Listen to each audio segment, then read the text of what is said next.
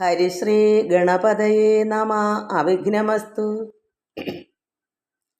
ഓം നമോ ഭഗവതേ വാസുദേവായ.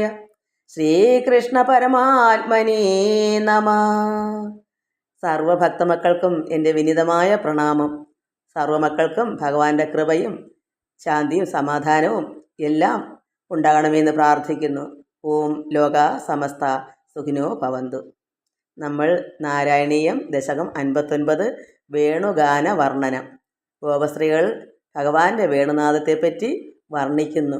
ഭഗവാന്റെ നാദം, അതായത് ഈ വേണുഗാനം ദൂരെ നിന്നേ അവർ കേൾക്കുമ്പോൾ എല്ലാവരും അവിടെയായി വഴിനീളെ അവർ ഭഗവാൻ എങ്ങോട്ടാ വനത്തിലേക്ക്, വൃന്ദാവനത്തിലേക്ക് പശുക്കളെയും കൊണ്ട് പോകുമ്പോൾ ഭഗവാൻ ഇങ്ങനെ ഓടക്കുഴലും ഊതി വരുമ്പോൾ ഈ ഗോപസ്ത്രീകൾ, മുതിർന്ന സ്ത്രീകൾ ഭഗവാന്റെ ഓടക്കുഴനാദം കേൾക്കാൻ വേണ്ടി, ഭഗവാനെ കാണാൻ വേണ്ടി എല്ലാവരും ഒത്തുകൂടി അതിനെപ്പറ്റി വർണ്ണിച്ചും നല്ല രസകരമായ കാര്യങ്ങൾ ഭഗവാനെപ്പറ്റി വർണ്ണനയും ഒക്കെ പറഞ്ഞിങ്ങനെ സന്തോഷിച്ച് നിൽക്കുന്നതാണ് നമ്മൾ വായിച്ചത്.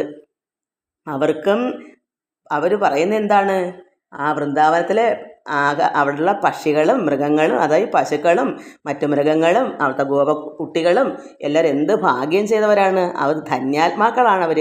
കാരണം ഈ സ്ത്രീകൾക്ക്, ഗോപസ്ത്രീകൾക്ക് ഇത്രയും ആനന്ദം അവരെപ്പോലെ ഉണ്ടാകുന്നില്ലല്ലോ. ദൂരെ നിന്ന് വരുമ്പോഴൊന്ന് കാണുന്നതല്ലേ ഉള്ളൂ. മറ്റോരെപ്പോഴും ആ വനത്തിലുള്ള കാടും അവിടെയുള്ള മണൽത്തരികളും അവിടെ പക്ഷികളും എല്ലാം ഈ ഗോപക്കുട്ടികളും എല്ലാം എപ്പോഴും ഭഗവാനോടൊപ്പം തന്നെ കാൽത്തളിൽ തന്നെ അവർ ചുവട് പറ്റി തന്നെ നിൽക്കുന്നതുകൊണ്ട് അവരെന്ത് ഭാഗ്യം ചെയ്തവരാണ്, എന്ത് സുഹൃതം ചെയ്തവരാണ്, അവർ ധന്യാത്മാക്കളാണെന്നാണ് അവിടെ പറയുന്നത് ഈ ഗോപസ്ത്രീകൾ.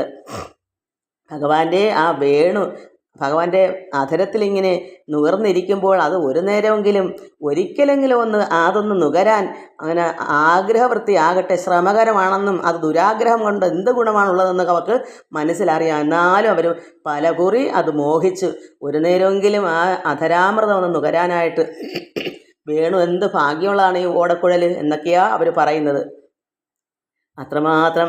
എന്നിട്ട് അവർക്ക് തന്നെ അറിയാം അവർ ഒന്നുമല്ല.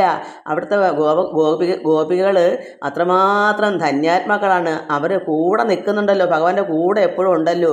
അപ്പോൾ അത്രമാത്രം ഭക്തിയാണ് അവർക്കുള്ളത് എന്നെല്ലാം ഈ സ്ത്രീകൾ പറയുന്നു. അതുകൊണ്ട് നമുക്ക് അടുത്ത 9-ാം ശ്ലോകം വായിക്കാം. ശ്ലോകം 9. പ്രത്യഹം ച പുനർ ഇത്തം അങ്കന ചിത്തയോനി ജനിതാൽ അനുഗ്രഹാൽ ബദ്ധരാഗവിവശാസ്ത്വയി പ്രഭോ നിത്യം ആപുർ ഇഹ കൃത്യ മൂഢതാം. പ്രത്യഹം ച പുനരിത്തം അങ്കന ചിത്തയോനി ജനിതാൽ അനുഗ്രഹാൽ ബദ്ധരാഗവിവശാസ്ത്വയി പ്രഭോ നിത്യം ആപുർ ഇഹ കൃത്യ മൂഢതാം.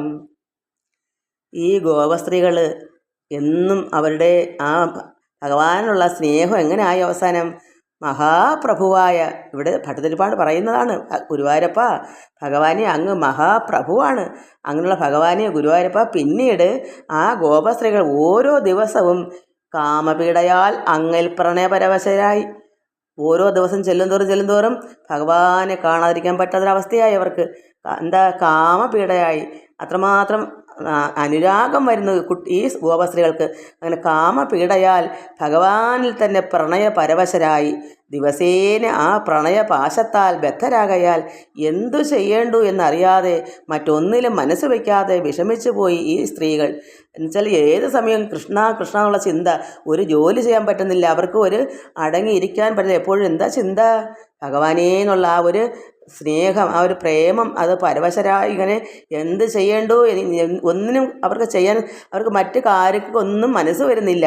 എപ്പോഴും അവർ ഭഗവാനെ എന്നുള്ള ചിന്ത മാത്രമേ ഉള്ളൂ. അങ്ങനെ ആ പ്രണയപാശത്താൽ, പ്രണയമാകുന്ന കയറിനാൽ ബദ്ധരായി.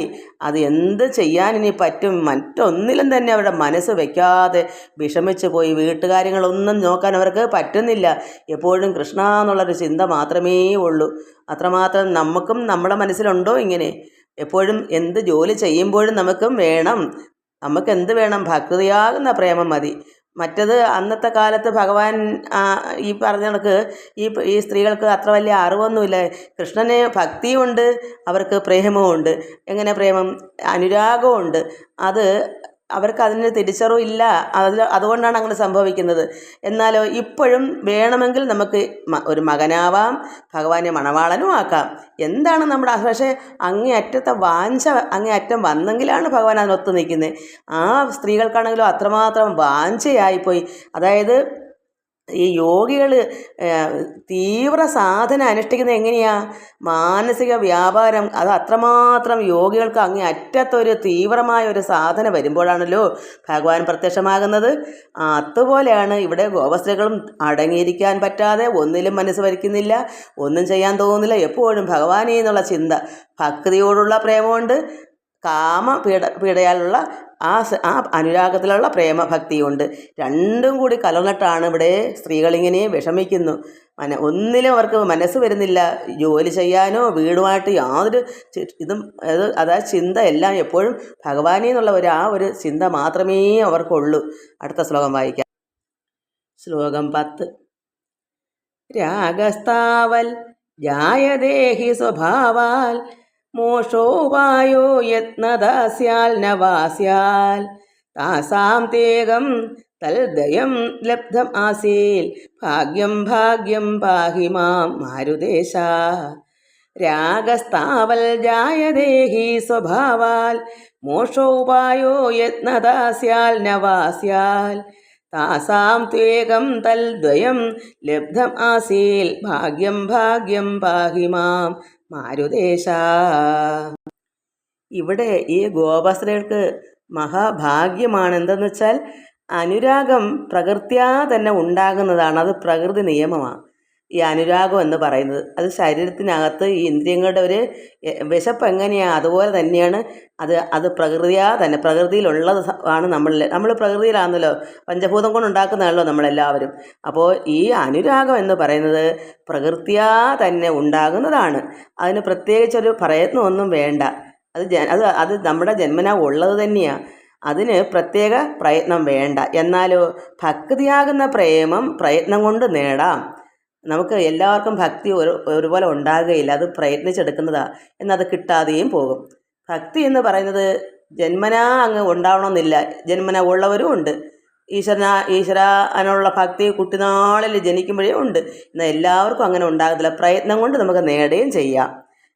എന്താ ഭക്തിയാകുന്ന പ്രേമം അത് നമുക്ക് പ്രയത്നം കൊണ്ട് നേടാം. ചിലപ്പോൾ ലഭിച്ചില്ലെന്നും വരാം. കാരണം ഭക്തിയെപ്പറ്റി യാതൊരു അറിവില്ലാത്തവർ എത്രമാത്രം വേണമെന്ന് പറയുന്നാലും ചിലപ്പോൾ കിട്ടത്തില്ല. അതിനൊരു പ്രത്യേക ഒരു സുഹൃതം ജന്മം കൊണ്ട് വേണം. പ്രയത്നിക്കാനും ഒരു വിധി വേണം. അതിന് നമ്മൾ കഴിഞ്ഞ ജന്മങ്ങളിലൊക്കെ ചെയ്തു വച്ചേക്കുന്ന ഒരു വാസനയാണ്. അതുകൊണ്ട് ഇവിടെ ചിലപ്പോൾ പ്രയത്നം കൊണ്ട് നേടാം, ചിലപ്പോൾ അത് ലഭിച്ചില്ലെന്നും വരാം. ഗോപസ്ത്രീകൾക്ക് എന്താ ഇവിടെ സംഭവിച്ചത്? ഇത് രണ്ടും, അതായത് പ്രേമവും ഭക്തിയും ഒന്നിച്ച് കിട്ടി. ഭഗവാനുള്ള ഭക്തി സ്നേഹവും കിട്ടി, ഭക്തിപ്രേമവും കിട്ടി, അനുരാഗം എന്നുള്ള പ്രേമവും കൂടെ കിട്ടി. അതുകൊണ്ട് കൃഷ്ണ ഭഗവാനെ അവിടുന്ന് എന്നെ രക്ഷിക്കണമേ എന്ന് ഭട്ടതിരിപ്പാട് പറയുന്നു. അപ്പോൾ ഈ ഗോപസ്ത്രീകൾ എത്ര ഭാഗ്യം ചെന്നവരാ. അവർക്ക് ഭഗവാനെ ഒഴിച്ചു കളയാൻ പറ്റില്ല. എപ്പോഴും ഭഗവാൻ കൂടെ വേണം. അനുരാഗവും ഉണ്ട്, എന്നാൽ ഭഗവാനെ ഭക്തി പ്രേമമാകുന്ന അതുമുണ്ട്. രണ്ടും കൂടെയാണ് അവർക്ക്. അത്രമാത്രം ഭക്തിയിലാണ്. ഭക്തിയാകുന്ന പ്രേമവും അനുരാഗമാകുന്ന പ്രേമം, ഇത് രണ്ടും രണ്ട് പ്രേമമാണ്. എല്ലാവർക്കും തോന്നും ഈ പ്രേമം എന്ന് പറയുന്നത് ഒന്നേ ഉള്ളെന്ന്. അങ്ങനെയല്ല, ഭക്തിയാകുന്ന ഒരു പ്രേമമുണ്ട്. അതിൻ്റെ അങ്ങേയറ്റം മൂർച്ഛിക്കുമ്പോഴാണ് നമുക്ക് ഇനി എത്തും പിടിയില്ല എന്ന് നമ്മൾ എപ്പോൾ നമ്മുടെ ഉള്ളം വരുന്നു. അതുവരെ നമുക്ക് സാക്ഷാത്കാരം പരമാത്മാവിനെ ഈശ്വരനെ പ്രത്യക്ഷമാക്കാൻ പറ്റുകയില്ല. അത് അങ്ങേയറ്റത്തെ അതിന് പറയുന്നത് എന്താ, എന്തു പറയാനാ, അതിന് അത്രമാത്രം മൂർച്ഛിക്കണം ആ ഭക്തി. അത് നമ്മളല്ലാതെ അങ്ങ് മാറിയിട്ട് നമ്മളിന്ന് ഉരുണ്ട് നിലവിളിക്കുന്നൊരു അവസ്ഥ ഉണ്ടാകണം. ഞാൻ എൻ്റെ അനുഭവം കൊണ്ട് പറയുന്നത്, എല്ലാവർക്കും അങ്ങനെ ആണോന്ന് എനിക്കറിയില്ല. നമുക്ക് അത്രമാത്രം കുറേ നാളിങ്ങനെ എന്തിനു വേണ്ടിയാണെന്നറിയില്ല ഉരുളുക, അങ്ങോട്ടും ഇങ്ങോട്ടും ഭിത്തികൾ തങ്ങളെ അങ്ങോട്ട് ഉരുണ്ട് ഇങ്ങോട്ടുണ്ട് കണ്ണുനീരൊഴുകി അങ്ങനെ ഒരുപാട് സമയങ്ങളിങ്ങനെ കരഞ്ഞും വിളിച്ചുമാണ് അത് ആ ഭക്തിയുടെ അങ്ങനെ എല്ലാവർക്കും അങ്ങനെ ആണോന്ന് എനിക്ക് അറിഞ്ഞുകൂടാ. അങ്ങനെ ആകുമ്പോഴാണ് നമുക്ക് ഇനി രക്ഷയില്ല എന്ന് ഭഗവാനും തോന്നും. ഇനി ചെന്നേ പറ്റൂ എന്ന് ഭഗവാന് തോന്നുമ്പോഴാണ് നമുക്ക് പ്രത്യക്ഷമാണ്. അത് നമ്മുടെ അനുഭവത്തിൽ കൂടെ നമുക്ക് പറയാൻ പറ്റുള്ളൂ. ചിലർക്ക് അങ്ങനെ ആണോയെന്ന് എനിക്കറിയത്തില്ല. ഞാൻ എൻ്റെ അവസ്ഥയാണ് പറയുന്നത്. നമുക്ക് അത്രമാത്രം സാധാരണ ഒരു ഭക്തിയൊന്നും അതിന് പോരാ. അതാണ് ഞാൻ ഉദാഹരണം പറയുന്നത്. വെള്ളത്തിൽ വീണ് വെള്ളം കുടിച്ച് അങ്ങേറ്റം വെപ്രാളം വരുന്നത് പോലെ ഒരു വെപ്രാളമുണ്ട് എല്ലാത്തിനും. മരണവെപ്രാളം പോലെ തന്നെയാണ് അവസാന നിമിഷത്തിൻ്റെ വെപ്രാളം. പിന്നെ ഇല്ല, ജീവൻ അപ്പോഴേ തീർന്നു, അത് അവസാന നിമിഷം. അതുപോലെ പ്രേമത്തിന് പിന്നെ അപ്പുറത്തോട്ടില്ല, അതിൻ്റെ അറ്റത്ത് അഗ്രത്ത് വരെ ചെന്ന് കഴിഞ്ഞു. അപ്പോഴും പിന്നെ ഭഗവാൻ അവിടെ അടങ്ങിയിരിക്കാൻ പറ്റത്തില്ല. അതിലേ നമുക്ക് ഭഗവാനെ നേരിട്ട് കാണാനൊക്കൂ. അതാണ് ഹൃദയശുദ്ധിയും ഭക്തിയും എല്ലാം നമുക്ക് വേണമെന്ന് പറയുന്നത്. അങ്ങനെ ഒരു അനുഭവം ഉണ്ടെങ്കിൽ എല്ലാവരും കമൻസ് ചെയ്യണം. എനിക്ക് അങ്ങനെ ഒരു അനുഭവം ഉള്ളതുകൊണ്ടാണ് ഞാനിത് പറയുന്നത്. എല്ലാവർക്കും നമസ്കാരം. ഓം ലോകാ സമസ്ത സുഖിനോ ഭവന്തു. അപ്പോൾ സർവത്ര ഗോവിന്ദ നാമ സങ്കീർത്തനം. ഗോവിന്ദ ഗോവിന്ദ.